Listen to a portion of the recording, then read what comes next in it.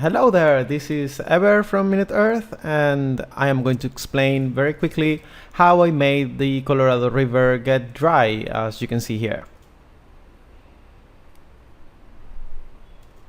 It is a pretty simple animation and it's really effective, and basically I prepared this drawing in Photoshop. I made basically 5 layers. The front layer, which is everything that is on top, including the river, river 1, river 2, which is the entire river, a back 1 layer, which is behind the river 1 layer, back to layer, which is like the background, which is on top of the river 2. And the most important thing here is that the river is separated in 2 layers, because this part should move like this, and the back part,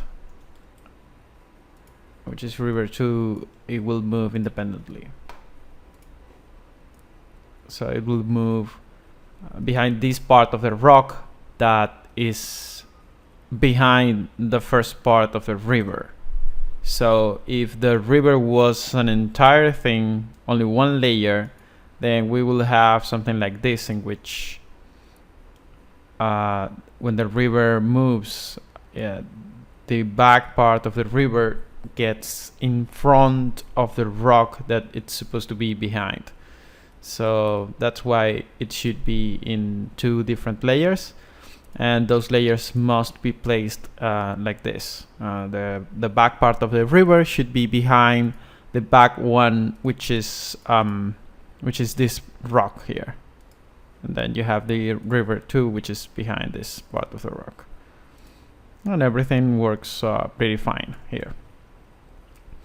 Okay, so I suppose that with that, if you know how to use After Effects or even Premiere, you will be able to know how to make the animation work.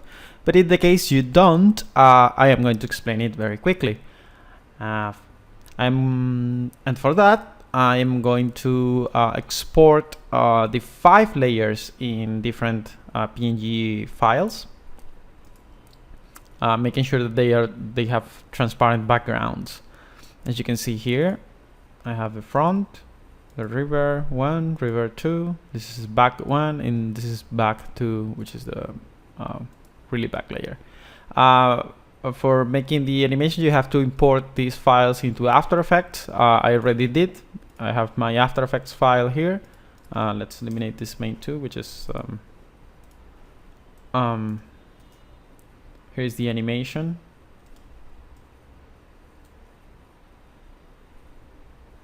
I am going to make it again, so you can see how it works and why I took some decisions there. So create a new composition, the white background, let's call this main 2.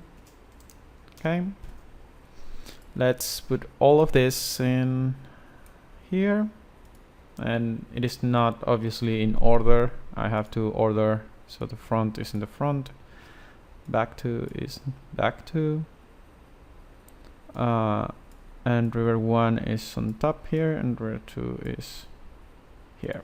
So everything works fine, I think. Okay, so if you take river 1, if you press P, you are going to find the position now. You can move this wherever you want. And you will find obviously that if I move the river down, it works in this part, but it's not working here, or this part. It's like, it's not working there. So what I am going to do is, and also the other issue is that if there is a perspective in this drawing, and when the water goes down here, it should go down here, but like by a higher degree, so it should be more down in here. So I need to make a rotation for that, And the way that I am going to do it is by placing the anchor point in here so that the rotation happens from this point. And I am going to get this layer back to where it is supposed to be. I'm going to move the anchor point over here. That works. And now I am going to the position of this river is going to be, let's create a new keyframe in here. Let's go 12 frames into the future, create a new keyframe here, and let's move this river down. Let's see, let's move it over here. You'll see that there is white over here. That's not a problem because when I move the back of the river back, it will be covered here. So you can see that if I let's put this over here. If I play the animation here, it is quite working. The only thing is that obviously the thing that I told you about the rotation here, and for that I will create a keyframe for rotation too. So I press R, create a keyframe there. Pressing U, I can reveal the properties that have keyframes in it. So I will create a new keyframe here at the end, and let's put a rotation.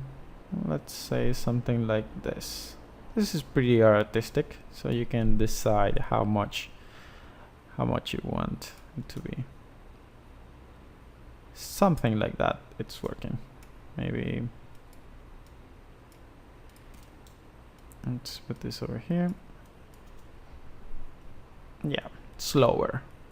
And let's do the same, well, not the same, do something similar with the river 2, in which I think that only the position is needed to change from the initial point to something like, I don't know, something like this maybe. Yeah, something like this. And as you can see, it's really simple. I will ease all of this, pressing F9. This will make the animation smooth. I will turn on the motion blur and motion blur in the river 1 and the river 2, and then I got it. That's it. Simple, easy animation that looks cool and amazing. So that's it for today. This is Ever from MinuteEarth, and you can check out our videos at youtube.com/MinuteEarth. And thanks to all of our supporters in Patreon at patreon.com/MinuteEarth. Bye.